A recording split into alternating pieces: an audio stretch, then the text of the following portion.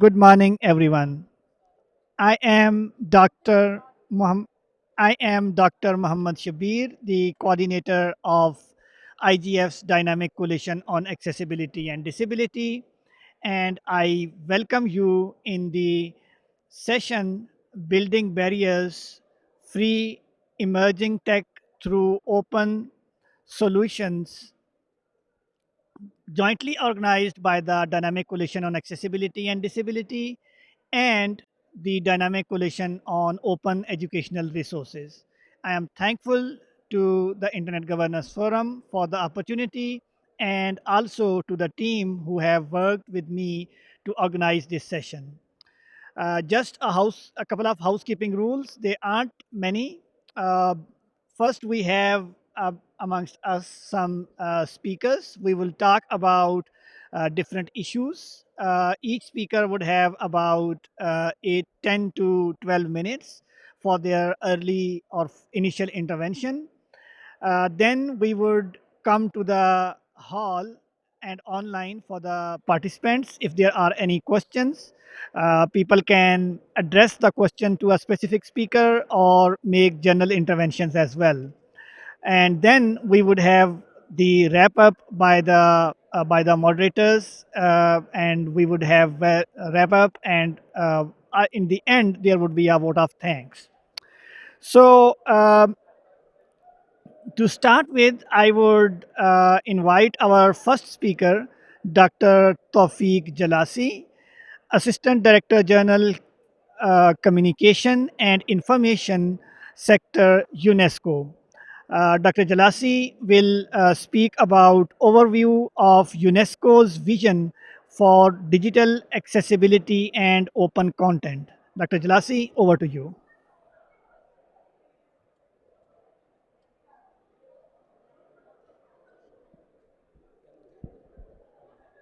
Doctor, do you want this mic or you want to go on the podium? No, it's working, I think. Okay. Okay, thank you. Good morning to all of you. Thank you for coming to this session. And let me also thank our moderator, Dr. Shabir, but also Dr. Herrstein of the Dynamic Coalition on Accessibility and Disability for co-organizing this important session in the context of IGF 2024. I'm very pleased with the topic that was selected, building barrier-free emerging technologies through open solutions. Clearly, this is a very timely topic, especially in the context of IGF, the multi-stakeholder approach that characterizes this global forum, but also I think it's a timely topic in today's digital environment. I'm sure that the session will explore open solutions and the technologies, in particular, how to barriers and foster inclusive digital spaces. We all know that emerging technologies such as artificial intelligence and generative AI are drastically impacting the way we approach education. When we pair open education resources with these technologies, the impact can only be transformative. What sense? What type of learning value can we deliver to pupils and to students? And here I can say something from my more than 3 decades being university professor and dean, and then Minister of Higher Education. I think the new technologies of today with open educational resources give us the opportunity, maybe unique opportunity, to deliver personalized learning value so learners can adapt the content to their pace, to their style, sometimes even choosing their preferred language to get access to knowledge. The second key element beyond personalized learning is enhancing accessibility. We can here think as an example of visually impaired students. How can they navigate textbooks? AI can help translate text to speech and facilitate graphics. This is very important in terms of accessibility, especially for persons with disabilities. The third, I think, major transformative dimension is how to expand localization. And when we talk about today's world, of course, it's borderless, it's global, but also I think technology can help us have relevant value adding content that is culturally relevant. And this is very important nowadays. However, these technologies, especially when I say artificial intelligence, tomorrow quantum computing, they have to be used in a responsible and ethical manner. And I want here to mention the landmark recommendation by UNESCO back in 2021 on the ethics of artificial intelligence, a recommendation being currently implemented by more than 60 countries worldwide. So the ethical use of AI is a major challenge for everybody. We need to combat existing biases.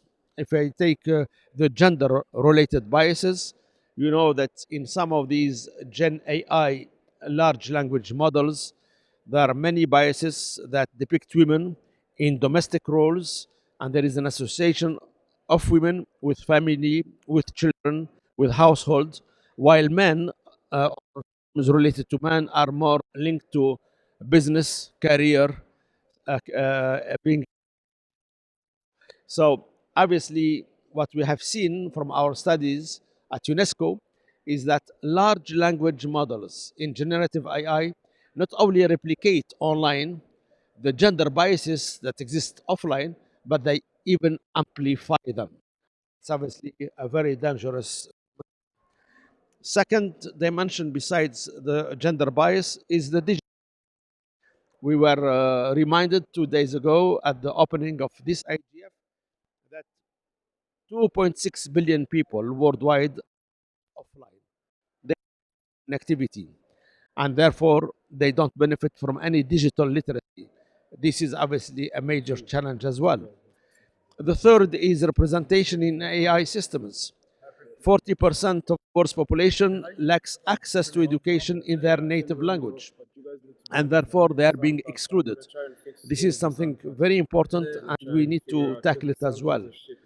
So these are challenges, but of course we have to take stock of some accomplishments, whether it is in terms of enhanced accessibility, whether it is in terms of access to open educational resources, which are universally available through digital platforms. And here I want to mention a major outcome of the UNESCO third World Congress on Open Educational Resources that took place last month in Dubai. And the Dubai Declaration, which was endorsed at the end of this major event, very much calls for a commitment to advancing inclusive education through open solutions. And this is very important, I think, to take stock of and to build on what was achieved. This is in line with the 2019 UNESCO recommendation on open educational, which was by 193. So a pledge was made in Dubai last month, increase the reach of inclusive platforms by 25% by 2030. So this is ambitious goal, but hopefully through collective efforts, achieve it. And let me mention here also the UNESCO revised guidelines with disabilities in online and distance learning. These revised guidelines offer a comprehensive roadmap to create open educational resources and digital platforms that can serve diverse needs of learners. Let me try to conclude here by saying that this session this morning is for a range of ideas.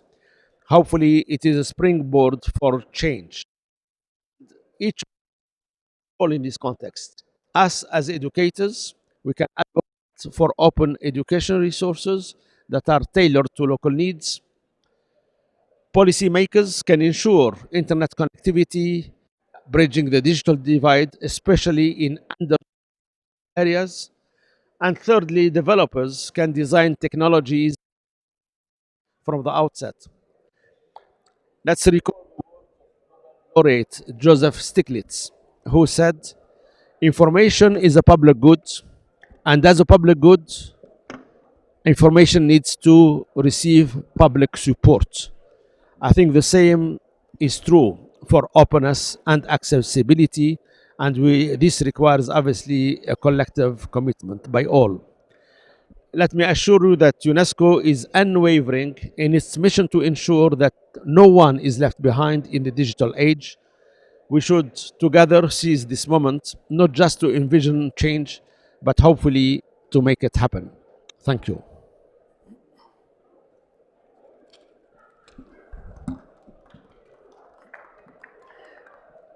Thank you, Dr. Gilasi, for these welcoming remarks, as well as the enlightening vision of UNESCO and how UNESCO is contributing in making digital environments accessible through open resources.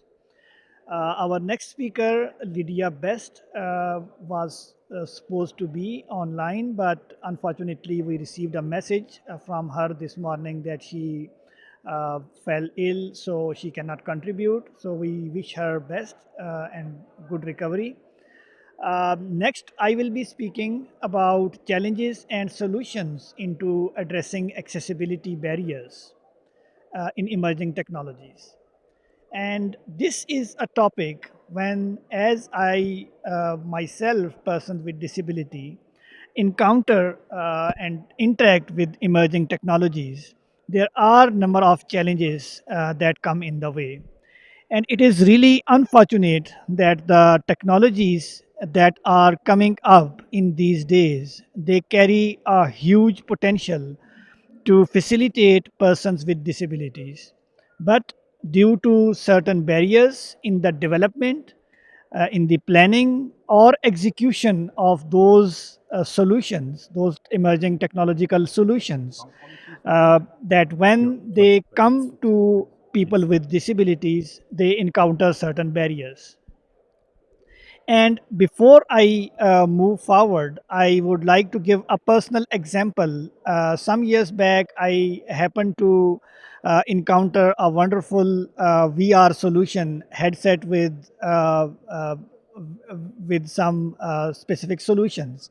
But when I tried to use that, it was we found that it was only uh, applicable or activatable through vision or touch, and it did not had any voiceover features. I'm not sure if the latest VR or AR systems they do come with these kind of assistive technologies or solutions, but it was about 2 or 3 years back. I believe it was in the end of 2021. So we might have those solutions, but unfortunately, some sort of developers, when they start developing solutions, they either forget, either are or are unaware of, or sometimes they feel it convenient to disregard the accessibility considerations. There comes the role of sessions like this. And this session is a remembrance that disability, as UNCRPD, United Nations Convention on the Rights of Persons with Disability, says that disability occurs when impairments in persons interact with the societal barriers. And this way, I would say disability is not specific to me or any specific group. It is transgender, trans geographic boundaries, trans race, trans religion, and trans the boundaries of developed and developing world. So, any accident, any uh, natural or man-made disaster, or any illness, or just by passing of time as we age, this disability can catch us. So, to whether you are policymaker, whether you are developer, or in between the chain where the decisions are being made. You need to ensure that the technologies that are developed inclusively and inclusively following the design of universal access or universal design, so that when, if today we need it, tomorrow it may happen, though we won't wish it on anyone, but it may happen that you may need it and you may find that technology was inaccessible and the time has passed to take the decisions. There are AI technologies in the system where we are increasingly using those technologies, but persons with disabilities are found neglected in the development of those technologies. ChatGPT and other LMS systems, they certainly provide certain accessibility issues. I would not talk about their biases against disabilities. That's another topic and not the subject of this session. But we need to consider how they interact with people with different kind of disabilities. There aren't any sign language interpretation, for instance, uh, coming with these kind of solutions or platforms. Similarly, when different banks and different financial institutions, they develop their applications, they develop in a way that to make them secure, they make the websites and the apps inaccessible for people with disabilities. Same is the case with the learning management systems, LMS. I have encountered number of LMS in Pakistan that are provided through international providers and the local providers as well. That when the students and teachers with disabilities, when they interact with those kind of technologies and LMS, we found that those technologies were developed uh, without considerations of people with disabilities in mind. So, what is the solution then? The question comes to mind. What is the solution? The solution is definitely number one, the developers needs to be aware of the standards that are internationally available to make the solutions and platforms accessible for people with disabilities, such as web content accessibility guidelines. The stable version is 2.1, and more as we move along and more technologies are coming out, these standards are also being evolved. So the developers need to know this. The policymakers need to consider the policies that the development phase, the research phase, and the execution phase. All phases include persons with lived experience of disabilities and testing them that these developments and technologies are being developed accessible and inclusive for everyone. I will stop here and give the cue to the next speaker who is online again, and we will keep discussing this and more topics related to accessibility. But my next speaker is Amila Odobesic, Director of Broadcasting Bosnia.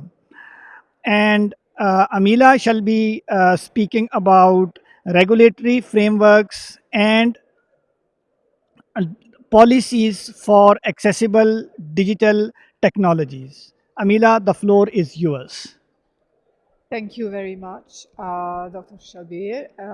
Greetings to all of you from Bosnia and Herzegovina. I would have preferred to be in Riyadh with you, but unfortunately, I was not able to. So let me first say that I'm extremely sorry that Lydia Best could not join us because she is such an expert in this field. But however, Dr. Shabir made an excellent introduction into the topic. Let me first say that I am not going to talk only from the from the perspective of the regulatory authority, but I'm also a co-rapporteur or rapporteur um, for the question that on ICT accessibility for persons with disabilities that is being discussed within the International Telecommunication Union. And I have been involved in the topic for the last, well, since 2014, so it's quite a long time. So I will definitely touch upon and tell you on what are the biggest challenges when it comes to policy makers and their efficiency or lack of efficiency in the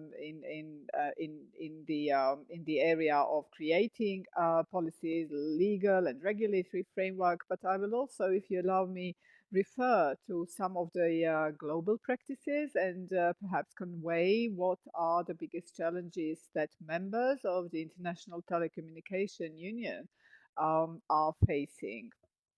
So, as was previously pointed out, there is no doubt that in our contemporary era, um, as the digital revolution continues to gain momentum, the profound global impact of information and communication technologies is undeniable across all sectors. And this is something that within the question that I just mentioned, at the International Telecommunication Union, we always stress that the topic on ICT accessibility cannot be singled out. We cannot look at this topic as in silos. It should take sort of like it should be looked at as in within a holistic approach. So Dr. Shabir already touched upon the challenges that persons with disabilities are facing, and they're numerous, believe me, whichever country you look at. So, and at the same time, you see, it's quite interesting to see when, for example, during our meetings within at the ITU, we have in the same room at the meetings representatives of persons with disabilities, as well as the representatives of the policymakers, the ministries, regulatory authorities, other governmental topics. We also have industry, we also have the civil society, we also have academia, etc. And it's really it's not easy for us who are coming from the policymakers area, from the government's area, really, to face all the challenges the persons with disabilities are facing. And as I said, I mean, there are many. Um, First of all, the biggest challenge that persons with disabilities are facing especially even, I mean, 10 years ago, that the barriers were even more solid and bigger. And that has considerably changed within this period. Nowadays, even persons with disabilities, the associations, I mean, they became more organized, more upfront. For example, in Bosnia and Herzegovina, in particular, we encouraged associations of persons with disabilities to be a little bit more loud in advocating for their goals and in advocating for the you know to going towards the government and really demanding that their needs have been made. And I will just say that during one meeting, you see, we always quite like to refer to this topic that persons with disabilities have their specific needs. And I will always remember that one of the representative of one of the associations of persons with disabilities said once, he said, well, look, our needs are the same as yours, okay, who do not sort of like fall under the category of the persons with disabilities. So we do not have specific needs. Our needs are the same, to have access to information, access to communication, etc. And this is the only thing that we are really asking for. The first step, persons with disabilities, as I said, I mean, the government, not only the persons with disabilities, but even the government should be open to have a dialogue, to listen to the problems that persons with disabilities do need, and that what the problems that they have, and try to do their best in order to accommodate them. However, you see, we always think that the governments are very sort of like closed bodies. The closed authorities that are not allowing access to external parties. For instance, we at the Regulatory Authority of Bosnia and Herzegovina, I personally, because I gained all the knowledge at at the working group of the International Telecommunication Union from the people such as Evia Best, from the another lady, Andrea Sachs, and many other experts. So I was personally very adamant that the government, first we as the regulatory authority, and then the policymaker should listen to persons with disabilities. So the most important thing is not only to have that dialogue, but the most important thing is really to implement to fulfill all the preconditions in order to make services accessible, available, and affordable, most importantly, to persons with disabilities. So, my personal view is that I always insisted that the implementation of the guidelines, of the standards, of good practices, and there are plenty of them, and they're all outlined in the reports that are available on the ITU website under the Bureau of the Development section. So there are so many good practices that can be replicated, that can be adjusted to our environments. You see, there is the governments, for example, the policymaker, we create regulatory framework. Excuse me, but what are the governments are usually going to say? For example, now we are talking about artificial intelligence. The government is going to say, well, sorry, we can't really, for example, in Europe, there is a body, there is the European Union, okay, countries, members, Bosnia and Herzegovina, and other 6 countries altogether from our region. We are not members of the European Union. However, at the level of the European Union, there is a very distinct legislation that is being developed and implemented in the countries of the European Union. So, in the countries that are not members of the European Union, the governments will always sort of like find excuses, and they will say, well, look, we are not members, so therefore we cannot implement because it's not obligatory in the sense that, let's say, European Union is going to follow and monitor our work. And this is basically the role of the regulatory authority that is crucial, because regulatory authorities, although they're government, linked to the government, but we are expert bodies. Okay, our job is really to follow what is happening internationally, to see what are the good practices, to talk to all the interested parties, in this case with persons with disabilities, and to try to do our best to through the development of the regulatory framework, okay, to implement the provisions and to impose certain obligations. Okay, I mentioned in the light of the artificial intelligence at the level of the European Union, for instance, there is the law on artificial intelligence has been adopted and put in force as of May this year. So inevitably, we as the regulator, we can follow what are the provisions that are referring to the digital inclusion altogether, because we are also, I mean, in this, as we said, in this global digital revolution, we are moving away from singling out only ICT accessibility, but putting it in the context of the digital inclusion, because that's the only way, that we somehow respond adequately to this cross-cutting topic. Okay, so for example, in our country and in many other sort of like in many other countries in Europe. So what we can do for now, we can follow the development, we can follow the good practices and see if there are any provisions that we can already put in our regulatory framework. Okay, inevitably for that, the regulatory authority should have legal mandate to do that. Okay. However, in most of the countries, we do not have legal mandate because even artificial intelligence, I mean, it's such a brand new topic for the regulatory authorities to deal with. However, what the regulators could do, they could they could follow the topic, they could see what are the good practices, and then they could perhaps develop some recommendations or guidelines for the for our licensees wherever relevant, and try to sort of like impose that as a non-obligatory measure somehow, which can may be a little bit contradictory.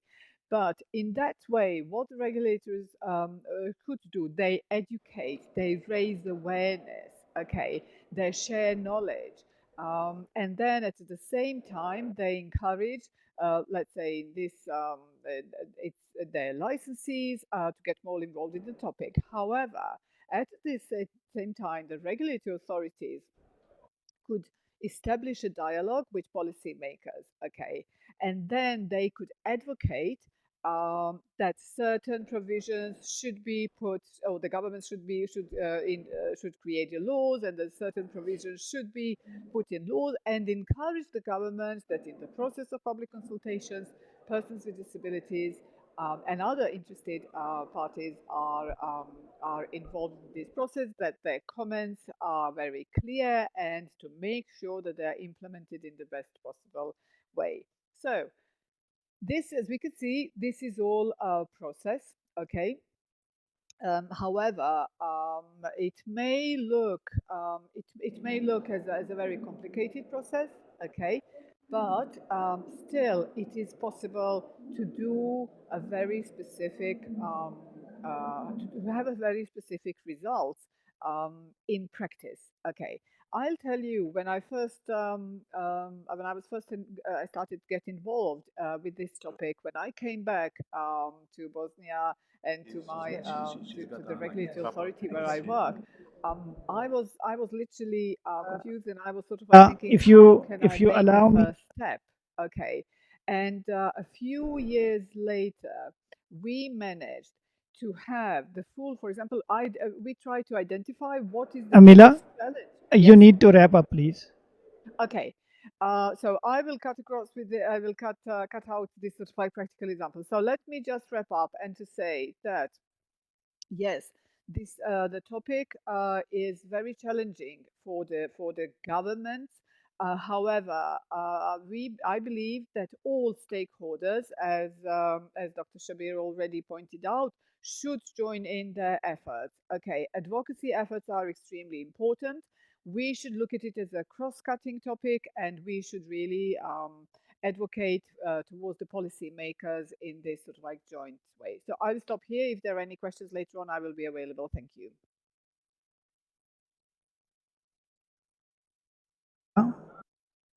I think, uh,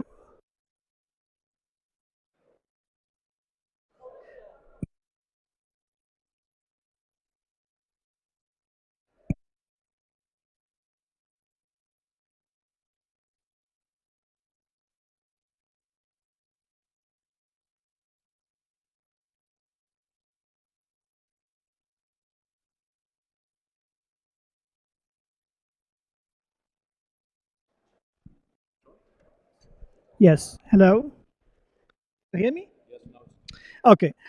Thank you very much, Amila, for your great intervention. Surely, our audience and I do have some questions to ask you, but the unfortunate responsibility as a moderator includes to cutting across speakers when they are uh, exceeding their time limit.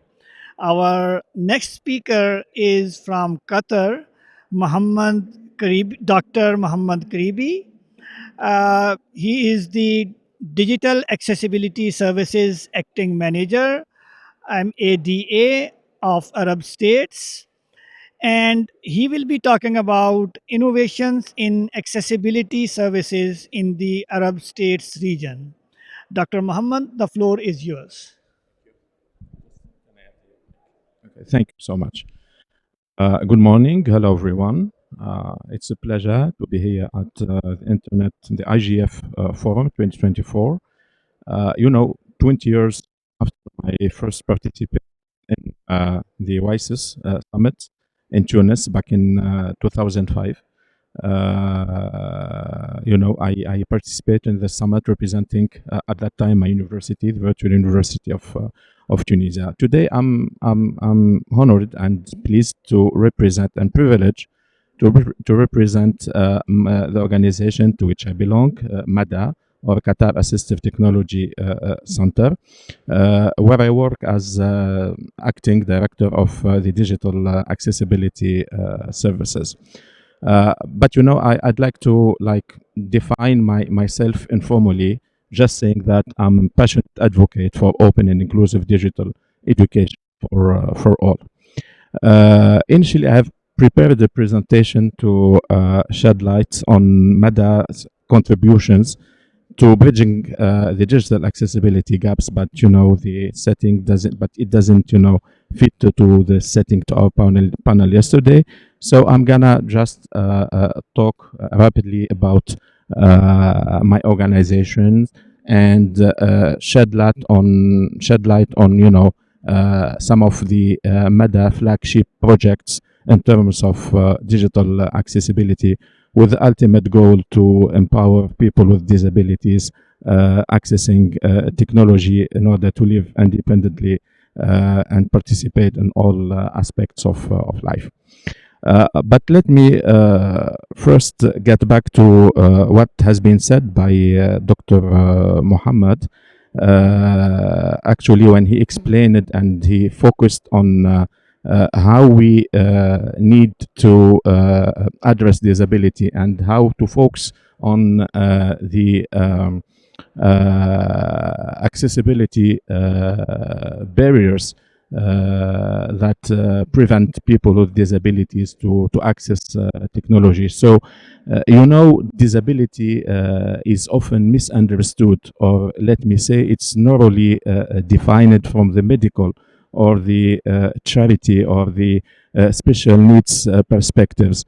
In my view, I think we need to focus more on the interactions between person with disabilities and the societal barriers preventing them to, avail all digital services and opportunities. And our work is to enhance access for them, is to, I will not say remove these barriers, but at least reduce these barriers. So this is what we are doing in our organization at Qatar Assistive Technology. We are trying to enhance ICT accessibility in Qatar and beyond. Let me rapidly say a few words about MADA. So MADA, it's a non-profit organization founded in 2000 under the at that time under the Ministry of Communication and Information Technology. Now we shifted 2 years ago to the Ministry of Social Development and Family. As I've previously said, we are focusing on enhancing ICT accessibility for persons with disabilities in Qatar and beyond, and we are working closely with all the stakeholders involved in the field of digital accessibility in order to innovate and to create and develop and offer innovative digital solutions for all. We are offering in MADA a wide range of digital accessibility services, as well as programs and activities. We are conducting a research agenda dealing with ICT accessibility and assistive technology. We are leveraging emerging technologies like artificial intelligence, AR, VR, in order to develop, digital solutions for people with disabilities. Let me talk a little bit about the digital accessibility services that we are offering. Basically, the services are around three pillars. The first pillar is the ICT accessibility services. So we are partnering with local entities, whether governmental or from the private sector, to enhance the accessibility of their existing digital platforms, websites, web-based applications, kiosks and ATMs, mobile application, etc. So we are offering like consultation sessions with these users in order to let them make their digital platforms accessible. We are, preparing like auditing reports in order to check these websites and make them and help them to make these websites accessible. We are offering also accreditation services to these users, so that we can make sure that their solutions are fully accessible for persons with disabilities. We are offering also assistive technology services. We have assistive technology associates that are making assistive technology assessment for persons with disabilities in order in order to identify which assistive technology solutions or devices that fit better their specific needs. And based on the assessment, we ensure the provision of assistive technology devices and solutions for persons with disabilities based on our internal policy of AT provision, and also based on key priorities like the areas, key strategic sectors that we are focusing on. For example, the education sector, the employment sector, and the community sector. We are offering also one-on-one training session for persons with disabilities to let them use the assistive technology that we've provided them with. We also offer continuous support for them in order to make sure that the assistive technology devices and solution keep to their needs. And but not least, we are offering also training and capacity build services, not only for persons with disabilities, but for all the stakeholders in order to foster city accessibility ecosystem. So we are delivering training sessions for teachers from the education sector, from the Ministry of Higher Education, from universities, also for a web developer in order to make sure that they are developing and designing digital solutions that are fully accessible and aligned with the international standards of accessibility. Our training services are delivered in different training modalities. We have face-to-face training workshops. We have online training sessions, and we also conduct blended learning experiences through our Mada Academy initiative, based on, like you said, Dr. Muhammad, learning management system that we've tailored in order to cater to the needs of everyone, including person with in the second part, I'd like to shed light a little bit on the academy projects that are covering three pillars. The first pillar is dealing with the ICT framework. The second is the ICT OER, Open Education Virtual. And on the delivery of accessible, open and accessible training materials. So, first of all, I would like to take this opportunity to recall that based on studies that we've been involved in, the key findings of this study is there is a lack in terms of ICT accessibility. Also, there is a lack in terms of accessible open educational resources. And there is like no existing common competency framework that covers all the required competencies around the topics of ICT accessibility and inclusive design. My mic is not working. Working? Okay. Okay. There is an interruption, right? Okay. But let me first maybe recall the main motives that drive us, working on this let me say proposals.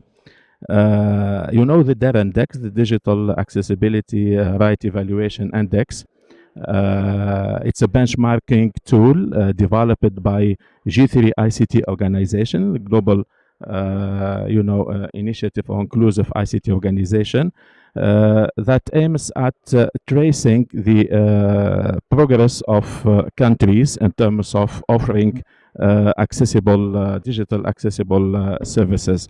In the DAR index, the edition 2020, Qatar has been ranked first with a score of 89 out of 100. However, there are many domains in the DAR index that needs more, endeavor and more work in order to enhance access for people with disabilities to these different sectors, like the ICT in education for all sector.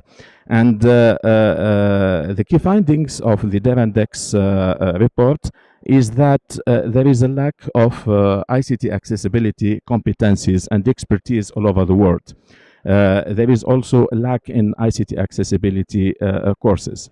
This means that students basically, in the field, in the discipline of computer science or IT, continue to graduate without having any competencies or skills in the field of digital accessibility. Also, employees that want to build their capacity in the field of digital accessibility, disability, and inclusion, they cannot find like professional training or education services to learn more about these topics. Okay. And the most important thing is that the colleges of educations don't include in their curricula topics around digital, inclusive digital education or digital accessibility to let them be able to create and develop accessible digital content. So based on this, key findings, we proposed the ICT-Ed competency framework, which is a comprehensive competency framework covering, all the required competencies in the field of ICT accessibility. So there are 6 competency domains in this competency framework, dealing with how to create accessible digital content, how to create accessible web content, how to become familiar with disability and accessibility, and other competencies. So from D1 to D6, there are 6 competency domains. Then we developed also a common repository hosted on the OER Commons platform. It is called ICT-Ed OER Competency Framework, in which we are gathering all the accessible open education resources around the themes of ICT accessibility and inclusive design. And we are using these open educational resources to conduct training workshops and to provide continuous, online learning experiences. Okay, I got to stop now, I think. Yes, thank you Thank very you. much. Thank you very much, Doctor. And it is indeed a pleasure listening to your work and the kind of activities that you have been doing.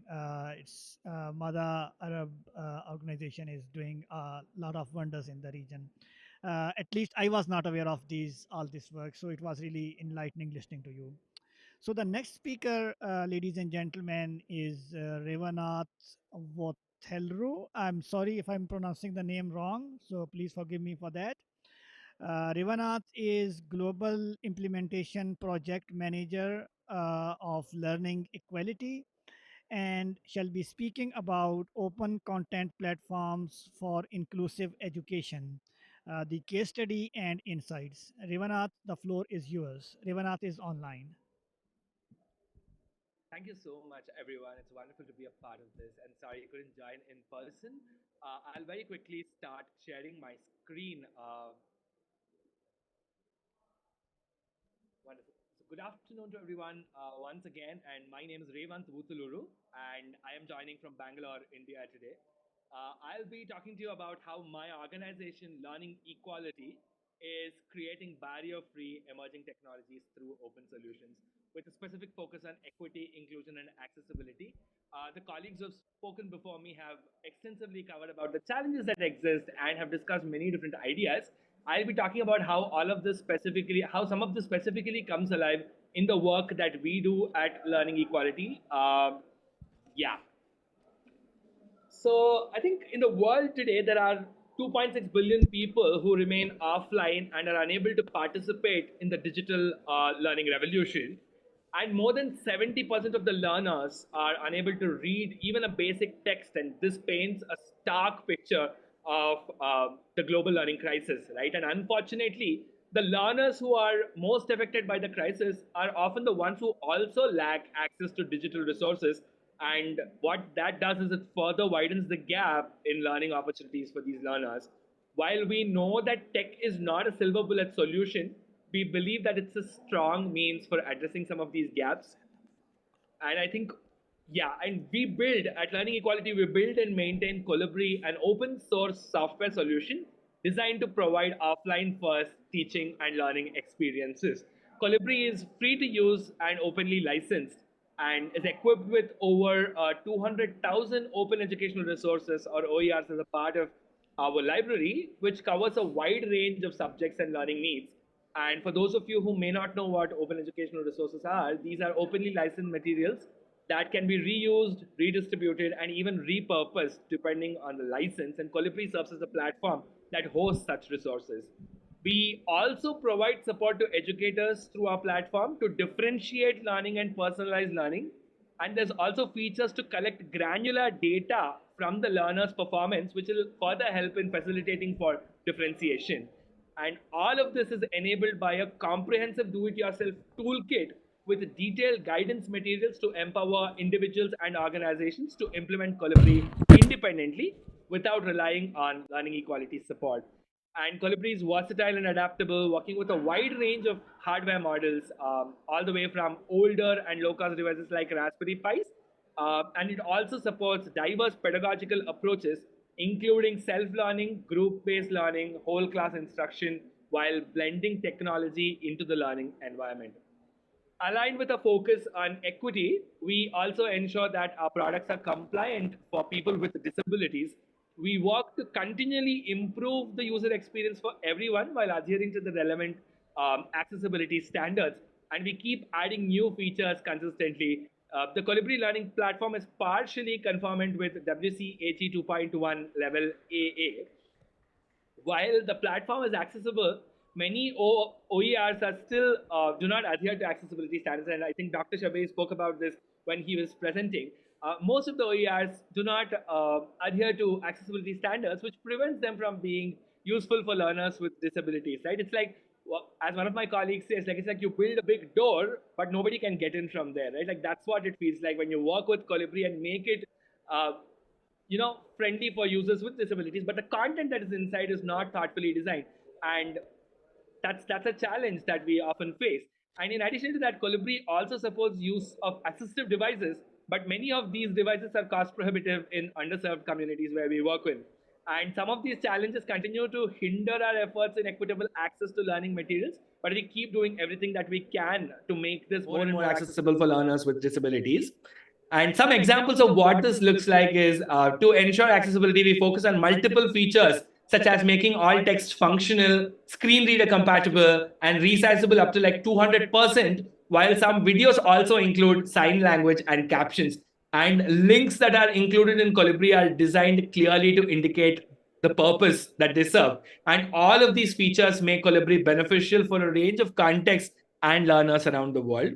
And through our organic adoption and strategic partnerships, learning equality reached over 10 million learners across 220 countries and territories. And Colibri also adapts to various implementation models depending on the unique context and needs of learners, right? Colibri can be implemented in several ways for self-paced learning through an application, for group settings, enabling collaborative learning, and hybrid learning models as well, where learning occurs across multiple different locations. For example, learners can visit a central location connected to a Colibri server, receive lessons and quizzes chosen by an educator, and then continue learning independently at home.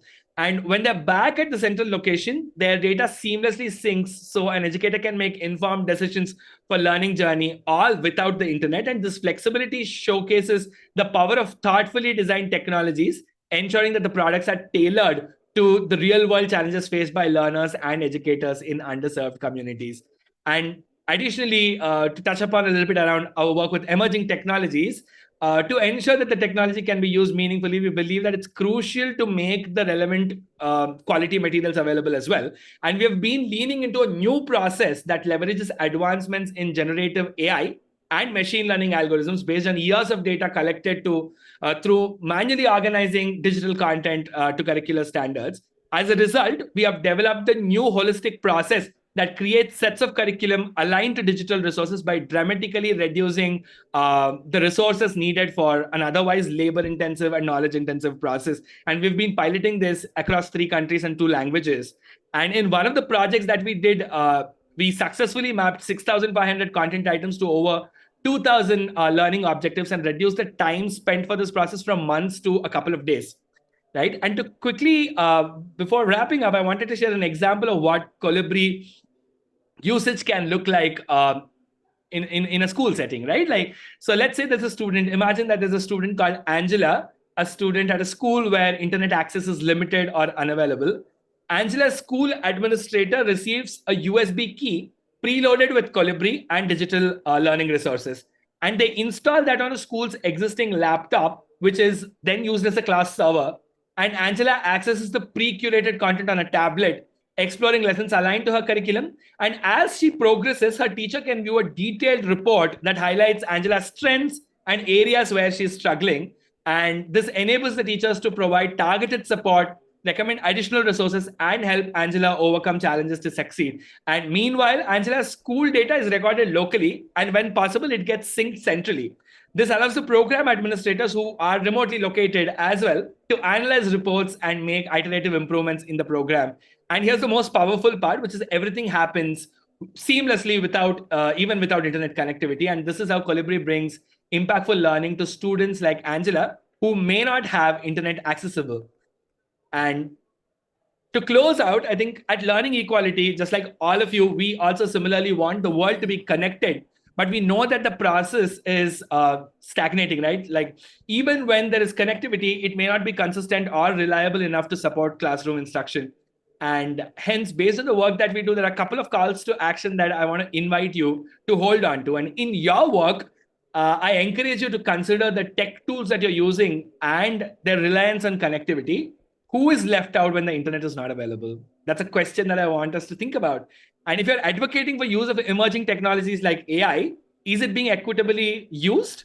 And how can it be used as a tool for back-end processes that enhance teaching and learning for everyone? Because not everybody can be able to afford technologies that support, personalized learning through AI. Right? And if you're developing content, the question is, how are you ensuring that the contents created are accessible for all? And I hope that you will consider equity in a new way as a result of this presentation and the examples that we shared through the work that we do. And I invite you to connect with me to discuss more about how we can strive for equity in learning enabled by edtech, even when internet is limited. Thank you so much for this opportunity, and I'd be happy to answer any questions that might, that come up. Thank you very much, Rivant, for your very insightful comments, case studies, and then wrapping up in promptly in time. So thank you very much once again. So before I open the list of my own questions, I would like to see if there are any online questions or someone wants to interact or ask questions from the participants presented here. So we have an online question. Can you hear me? Is this working? Yes. Yes. Okay, we have an online question. And the question is, how in many countries in Africa, persons with disabilities have for different disabilities, they may be slower learners or they may require different types of learning environment, and oftentimes the teachers are not as knowledgeable about how to teach um, persons with disabilities differently. I know with people with autism and people with dyslexia, there's other different ways of teaching. And is there something that we can do that can help provide more training, more capacity building? Judith, is the question directed to a specific speaker? We'll direct it to either Dr. Shabir or Mohammed. Doctor, you want to take a chance? Or learning ecology, or to you, the last speaker. Is that possible? Thank you. Dr. Muhammad or Rivant, do you want to take a chance or should I? Yes. Yes. Okay, I think Thank you. I can give chance to Dr. Muhammad, and then if Rivant wants to add in. Yes. Okay. Thank you. Thank you for the question. It's really very crucial. As I previously said in my speech, that you hear me, right? Yes. Okay. It's okay. Yeah. When it comes to offer like inclusive learning experience, there is lack in terms of capacity building for teachers, their knowledge and their competencies around the topic of inclusive education, how to deal with learners with disabilities, how to prepare like digital education content which is like fully accessible for people with disabilities. So this was also part of the key findings of, as I've mentioned previously, of the Derendex report. So how to tackle that? I think there is a need that universities, especially colleges of education, there is a need that they integrate in their curriculum courses dealing with accessibility, disability, inclusive education for all teachers, not only for those who are, registered in the special education discipline. For all teachers, there is a real need to build their capacities in terms of digital accessibility and inclusive education. One way also to do that is to invest in the continuous training of teachers in service training. So we need to collaborate. We need like a multi-stakeholder approach. We need to collaborate with all involved parties in order to build the capacities of in-service teachers in terms of how to deal with learners with disabilities in the inclusive education, perspective. We at MADA, we are doing a lot in this perspective, as we are collaborating internally with the Ministry of Education and Yes, Higher thank you. Education and with local universities, and we are offering many training workshops around the topics of digital accessibility and inclusive education. Yes, thank you, Dr. Muhammad. And instead of going to Rivant, I think I need to ask this question to Dr. Tawfiq Jilasi. Since UNESCO is left? Okay, so I think Dr. Jilasi left due to his own commitments. So, Rivant, do you want to take a shot on this? Absolutely. Thank you so much, Dr. Shabir. I think one of the things that I often think about to build off of the response that was already shared is when you talk about supporting learners with disabilities, teacher capacity building is definitely one of the big ways to go about it, right? And I think to support it, like specifically strategies like differentiation and personalization play a crucial role. But in when we are talking about developing countries or global south, like the classroom sizes are huge. So that's where I think technology needs to be effectively leveraged in terms of just getting that data about learner performance and differentiating support using that data so that each learner gets their own like learning materials that they can engage with, and the teacher is playing a role of like correcting their misunderstandings, clarifying, and all of that, and learners can engage with learning at their own pace, which is what is useful for learners who sometimes struggle with certain aspects of learning processes, right? And I think the other point that I also want to add is when I look at problems like this, it's important to approach it from a more systemic lens. And there is this particular framework that Dr. Fernando Rimas from Harvard recommends. He says you need to look at any education intervention through 5 different perspectives. It needs to be cultural, political, psychological, institutional, and professional.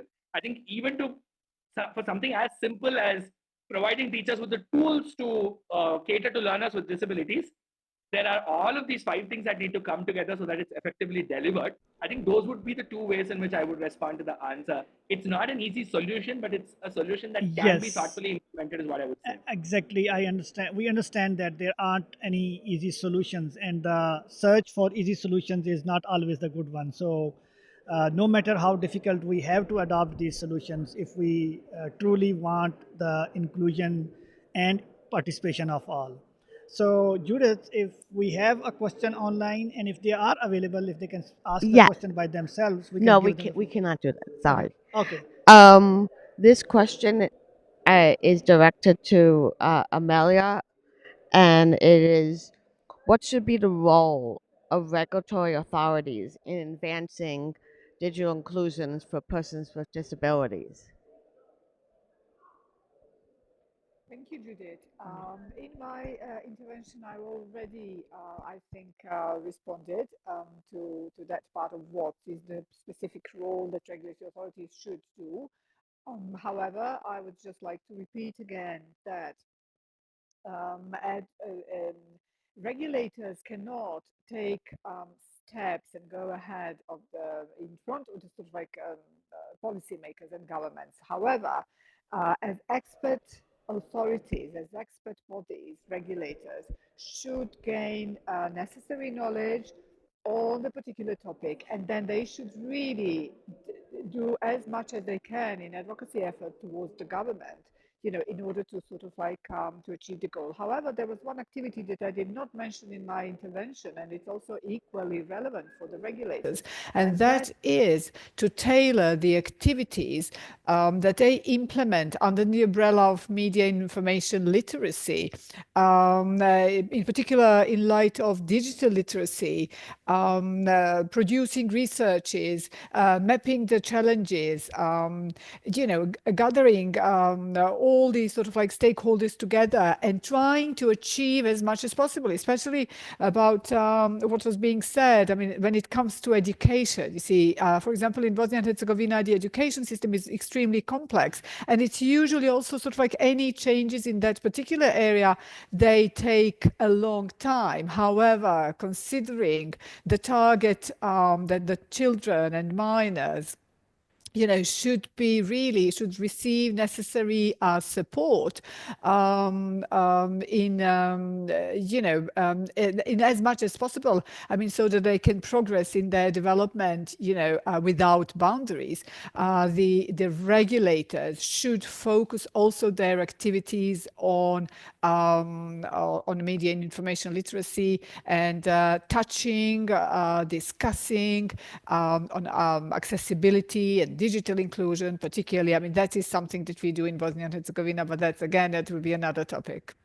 Yes, thank you, Amita. I think I would just want to add a couple of points in your intervention. Really, the great one, but a little bit with a little bit of differentiation to the point that regulator do not have the sort of powers or authority of policymakers. Yes, they do not. I understand that. But what the regulators can do, and this we have been doing in Pakistan as well, with both the telecom regulator and the banking regulator, on both sides in terms of digital accessibility. We have been feeding them information about, and we have been training them about the activities, abilities, and requirements of persons with disabilities. And in turn, because one role of the regulator is they are the specialist in their own area and they feed the policy input to their governments. So what they can do is they can advise the governments to guide the governmental policies in the right directions. And when the policies are made, then it's the job of the regulator to ensure that they are implemented. So that's the crucial point where the role of regulator comes in. I absolutely agree with you. However, see, I was only sort of like looking at the role of the regulator as as a link between, towards the governments. However, the regulators can, and they definitely must, as much as they can, in order to implement the provisions in their regulatory framework. You see, for example, that is what we did in Bosnia and Herzegovina. We detected that that when it comes to TV accessibility, for example, that the percentage was extremely low. So what we did, we completely changed the provisions within the regulatory framework. We did not need a government, a new law for that, and we introduced quotas and considerably improved that area. So yes, I absolutely agree with you. The regulators can do a lot. And this was just one example. Yes, thank you very much for that. Thank you. Any in to contribute?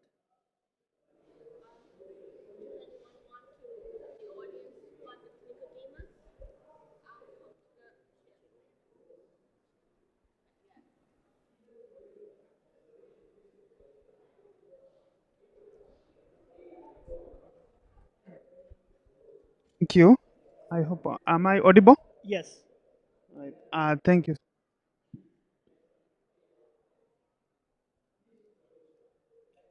You disappear. Is it okay now? Yes. Okay. Now. Oh, sorry. My name is Nicodemus Nyakundi. I'm a fellow for the Dynamic Coalition Accessibility and Disability. I think first is to Amela. I think I'll comment that what she said on that disability needs are not specific needs. They are needs like any other person. And so, in tackling such, we should be aware that anybody may be in need of such accessibility needs to age. A friend or an elder call for accessibility and inclusion, let's say in this case in the education sector. I wanted to add on the learning equality platform that the approach also should much focus on the trainers because I remember I'm from Kenya and I remember a previous government administration had a digital program for the education sector where they issued laptops to the powered because the trainers and the empowered they ended up uh, ways for play. So it was implemented. So it was feel like I focus on.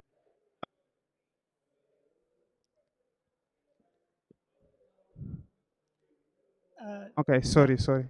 Uh, uh, okay, if I'll there cut is a it short. question, Sorry. you can. As Yeah, we focus on educating the and offering assistive technology too, so that they are. Thank. thank you, Nicodemus. I think there isn't any question. Unless we have any question, Judith, we can move to. Okay, from the audience. So, yes, and quickly. Very quickly. No, it was more of a comment, actually, to the moderator. What attracted me here was the word open. Yeah, what attracted me here was the word open solutions, and you talked a lot about developers, and I'm one, and that is what I think is very important in this talk, because it's the developers who are going to build all these solutions we are talking about. What should be default? How it should even work? So I'd like us to always engage this open community, because that is how we can easily embed all these beautiful softwares and concepts into each and every digital platform. That was my comment. Thank you.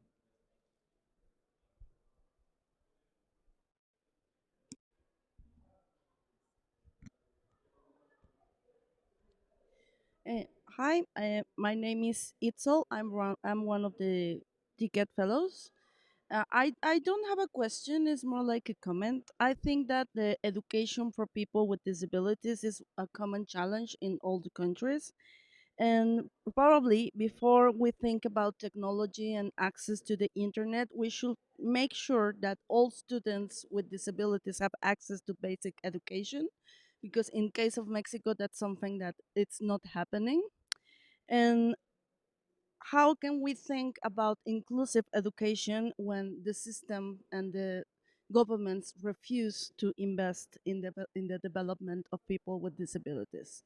Because that's what's happening in Mexico. You know, we only think they speak a lot about inclusion, but it's just what they say. It's not happening in the reality.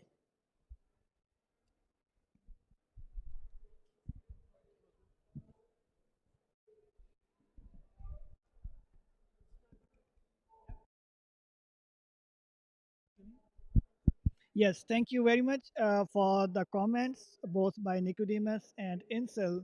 I am sorry to have this unfortunate duty performed once again. We cannot take any more questions because it's the time to close and wind up the session. So, for the key takeaways from the speakers and the discussion, I would like to request Ms. Zainab Varuglu, who is the senior specialist in the Information and Communication Center of UNESCO.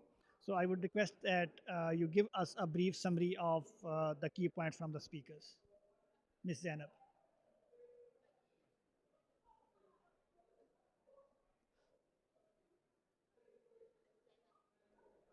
Zainab, yes. Okay.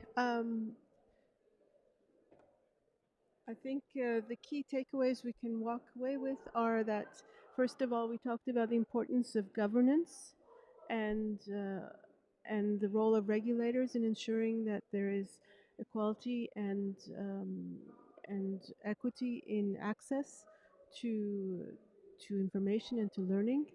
And second of all, the role of openness has been underscored, and the role of stakeholders in terms of governments and in terms of educational institutions has been underscored. And a third point that we'd like to just underscore is the fact that what we're talking about here is not it's not there are other factors that are involved in terms of education and in terms of access to information and to learning that has to be taken into account, which are not digital and that play a very big role in ensuring that that there is actually movement in this way. But technologies is an important factor, and it's when technology is done, it's important that it's done inclusively. It's done with the persons with disabilities also guiding the way and make sure that they are part of the process of the development of these technologies to ensure that they are actually serving the purpose that they're supposed to serve.